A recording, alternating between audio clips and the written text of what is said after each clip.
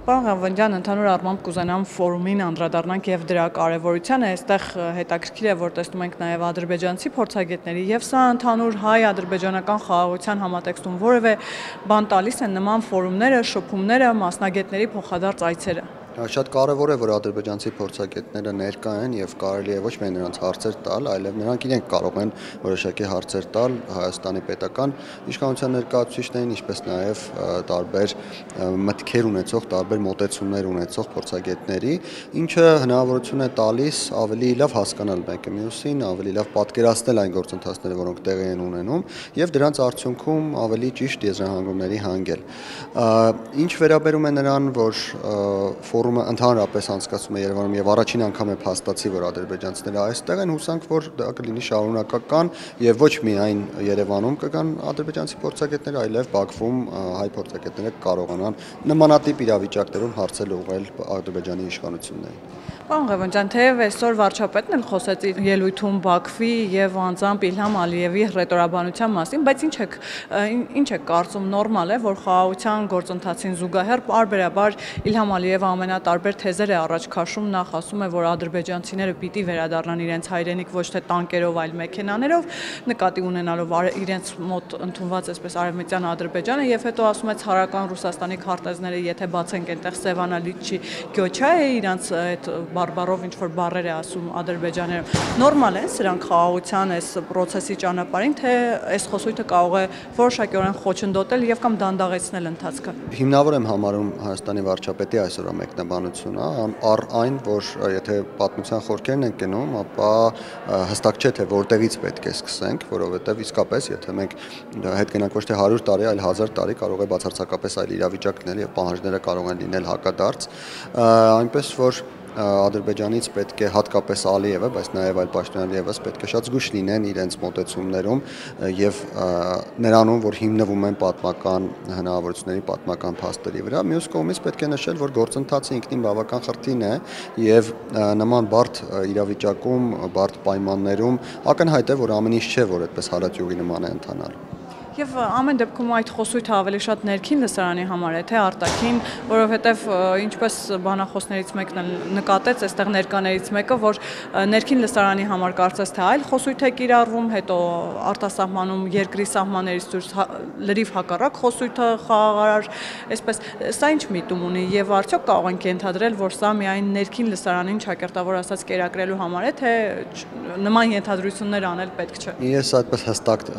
տարաբաժանում չէի դնի, Ալիևը բավական լավ պատկերացնում է, թե ինչ է ասում, որտեղ, երբ եւ ինչու։ Մենք համոզվել ենք, որ Ալիևը խորամանկ քաղաքական գործիչ է եւ նա կարողանում է այնպես անել, որ իրավիճակը դուրս չգա իր վերահսկողությունից, ոչ այս կողմ, ոչ էլ մյուս կողմ։ Եթե վաղը պետք լինի, նույն Ալիևը կարող է հակադարձ հայտարարություններ անել կապված խաղաղության հետ եւ մենք դա տեսել ենք, թե օգոստոսի 8-ին, թե դրանից հետո, այնպես որ Ալիևի խոսույթը պետք չէ դիտարկել հստակ մեկ չափման մեջ։ Իրականում Ալիևը փորձում է խաղի տրամաբանությունում այնպես անել, որ լավատեսական հնարավորությունները չափից շատ չլինեն կամ լավատեսական սպասումները չափից շատ չլինեն, ինչպես նաև հակառակ դեպքում, երբ երբեմն պետք է լինում մեղմացնում է նաև խոսույթը կապված վատատեսական սպասումների հետ։ Պարոն Ղավոնդյան, մենք կարող ենք ենթադրել, որ խաղաղության շահառու հիմնական կողմը շարունակում է մնալ Հայաստանը եւ Ադրբեջանը, այսպես ասած, դեռ երկու սցենարն էլ խաղարկում է, այսինքն Ադրբեջանը դեռևս այդքան էլ պատրաստ չէ գնալ խաղաղության, թե ես սխալ եմ հասկանում։ Ես չէի նշի, թե կողմերից որևէ մեկը խաղաղության շահառու է, մյուսը խաղաղության շահառու չէ, ոչ գործընթացներն այնպիսին են, որ այս պահին եւ Հայաստանը եւ Ադրբեջանը ունեն որոշակի չափով խաղաղության սպասումներ եւ խաղաղության շահեր եւ որոշակի չափով էլ ընդհակառակը խաղաղություն չհաստատելու սպասում եւ չհաստատելու շահեր։ Ուղղակի այս իրավիճակում այսօր ձևավորվել է այնպիսի մի տարածաշրջանային իրավիճակ, երբ Հայաստանի համար մի փոքր ավելի նախընտրելի է խաղաղությունը, քան Ադրբեջանի համար, պետք է հաշվի առնել, որ ոչինչ հավերժ չէ այս արևի տակ, այնպես որ կարող է գալ մի օր, որ այդ սպասումները, այդ շահերը իրենց տեղերով փոխվեն, ինչպես եղել է օրինակ 1994 թվականին, երբ Ադրբեջանը խաղաղություն էր մուրում այստեղ այնտեղ ընկած, այնպես որ պետք չէ ամեն ինչ դիտարկել մեկ պահի տրամաբանության մեջ։ Այսօր անհրաժեշտ է այսպես, քաղաքականությունը պետք է լինի համապատասխան։ Վաղը այլ անհրաժեշտություն կլինի, կարծում եմ, որ քաղաքականությունը կփոխվի։ Եվ ճանապարհների ապաշրջափակման առումով, պարոն Ղևոնդյան, ընդհանուր առմամբ նախ կուզենամ դրա կարևորության մասին խոսեք, եւ քանի որ Ադրբեջանը վերացրեց այսպես բեռների տարանցման այդ արգելքը եւ այստեղ ամենատարբեր դիսկուսներ եղան, օրինակ կողմեր կան կամ քաղաքական գործիչներ, քաղաքական ուժեր, որոնք պնդում են, որ սա ոչ միայն դրական չէ, այլ մեր կախվածությունն է մեծացնում Ադրբեջանից։ Նախ դուք ինչպես եք այս քայլը գնահատում Ադրբեջանի կողմից, դա ինչ է տալու Հայաստանին եւ ընդհանուր առմամբ ապաշրջափակման առումով դա նաեւ արդյոք կարևոր է, որովհետեւ գիտեք, այստեղ այդ առումով էլ դիսկուս կա եւ դիսկուսը չի ավարտվում։ Ապաշրջափակումը ինքնին ահռելի դրական քայլ է եւ Հայաստանը միայն կշահի ապաշրջափակությունից ոչինչ չի կորցնի, ինչ վերաբերում է կախվածություններին, իսկապես Հայաստանը որոշակի կախվածություններ ունի եւ այդ կախվածությունները շարունակելու է դիվերսիֆիկացնել եւ դա է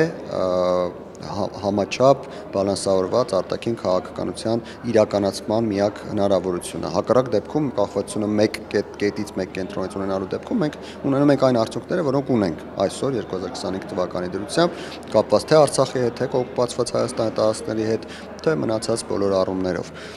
Այնպես որ այս քայլը կոնկրետ տարանցիկ փոխադրումների համար արգելքը հանելը Ադրբեջանի կողմից միանշանակ դրական քայլ է, այն որ Հայաստանը կարողանա Ադրբեջանի միջոցով ապրանքներ եւ ծառայություններ ստանալ եւ նույնիսկ դրանք տարանցիկ փոխադրել, ինչու դրա մասին չի խոսում, տեսեք, քանի որ այս պահին տարանցիկ փոխադրումները բաց են, Հայաստանը կարող է ինքն էլ տարանցիկ հանգույց դառնալ Ադրբեջան, Վրաստան, Հայաստան, Իրան, օրինակ ճանապարհի տրամաբանության մեջ հետագայում եթե հայ-թուրքական սահմանը բացվի, քանի դեռ չի բացվել Հայաստան-Ադրբեջան սահմանը, կարող է այդ տարանցիկ ճանապարհը նաև Վրաստան, Հայաստան, Թուրքիա ուղղությամբ իրականացվել։ Այսինքն սրանք գործընթացներ են, որոնք ակնհայտորեն միտում ունեն տարածաշրջանը բացելու, իսկ ինչքան ավելի բաց լինի տարածաշրջանը, այնքան ավելի քիչ կլինեն արտաքին հնարավորությունները պղտոր ջրում ձուկ որսալու։ Բայց ամեն դեպքում ճիշտ եմ հասկանում, չէ, որ ինչպես ընդդիմությունն է պնդում, որ այդ քայլով, երբ որ Ադրբեջանը իր տարանցման արգելքը վերացնում է եւ Հայաստանը կարող է օրինակ հացահատիկ ցորեն բերել Ադրբեջանով, դա չի նշանակում կախվածություն ունենալ Ադրբեջանից։ Եթե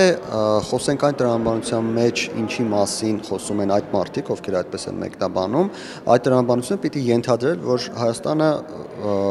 դադարեցնում է ցորեն գնել Ռուսաստանից, դադարեցնում է ցորենի հնարավորություններ դիտարկել Իրանով կամ այլ երկրներից եւ բացառապես միայն Ղազախստանից Ադրբեջանով է ցորեն բերում եւ այդ դեպքում իհարկե ահռելի կլիներ կախվածությունը եւ Ադրբեջանը շատ լուրջ լծակ կունենար Հայաստանի դեմ օգտագործելու, բայց ես կարծում եմ այդ ժամանակները անցել են, երբ ատկատներով եւ մնացած կոռուպցիոն սխեմաներով մեկ երկրից մեկ ձևով ապրանքներ էինք մեկ ներմուծում, առավել եւս առաջին անհրաժեշտության ապրանքներ, այն ժամանակները անցել են, երբ դրա դոտացիան տրվում էր մի հոգու Հայաստանի Հանրապետությունում եւ միայն ինքը իրավունք ուներ նման բաներ ներմուծելու, մյուսները եթե ներմուծում էին լավագույն դեպքում նրանց հետ իրավական խնդիրներ էին լինում, վատագույն դեպքում նրանց ոտքերն էին կոտրում եւ եկել է այնպիսի ժամանակ, երբ Հայաստանը կարող է եւ Ղազախստանից հացահատիկ ստանալ եւ շարունակել Ռուսաստանից ստանալ եւ Իրանի միջոցով ստանալ, եթե վաղը Հայաստան-Թուրքիա սահմանը բացվի Թուրքիայից հացահատիկ ստանալ կամ Թուրքիայի միջոցով որպես տարանցիկ փոխադրում ստանալ, ինչը նշանակում է հենց ինքնին դիվերսիֆիկացում, այսինքն այստեղ խոսքը չի գնում փոխարինելու մասին, խոսքը գնում է փոխլրացման մասին, իսկ փոխլրացումը միայն դրական հետևանքներ կարող է ունենալ։ Եվ փորձեմ ամփոփել, պարոն Ղևոնդյան, քանի որ քանիցս նշեցիք նաև Հայաստան-Թուրքիա սահմանի բացման մասին, երբ կարող ենք ակնկալել, որ Հայաստան-Թուրքիա սահմանը կարող է բացվել, քանի որ գիտենք, այդ process-ը ուղիղ կապ ունի հայ-ադրբեջանական կարգավորման եւ խաղաղության պայմանագրի ստորագրման հետ։ Մենք կարող ենք ակնկալել, որ մինչև 2026 թվականի խորհրդարանական ընտրություններ մենք կարող ենք ունենալ բաց սահման Թուրքիայի հետ, թե դա շատ, այսպես ասած, լավատեսական միտում է։ Նախ նշեմ, որ բաց սահմանն ինքնին տարբեր ձևաչափեր ունի, եթե խոսքը գնում է նախկինում պայմանավորված ձևաչափի մասին, երրորդ երկրների քաղաքացիների եւ դիվանագիտական անձնագրեր ունեցողների համար բացման մասին, ես կարծում եմ նույնիսկ կանխատեսում եմ շատ հնարավոր է շատ կարճ ժամանակում մենք այստեղ ունենանք դրական միտում եւ շատ հնարավոր է, որ հայ-թուրքական սահմանը այս մասով բացման հետ կապված չկապվի, օրինակ հայ-ադրբեջանական խաղաղության համաձայնագրի ստորագրման հետ, շատ կարճ ասելով նկատում եմ ամիսներ ընդհանրապես, իսկ ինչ վերաբերում է հետագա զարգացմանը, այսինքն բեռնափոխադրումների համար բացումը, մարդկանց տեղափոխման համար արդեն Հայաստանի Հանրապետության Թուրքիայի քաղաքացիների տեղափոխման համար բացումը,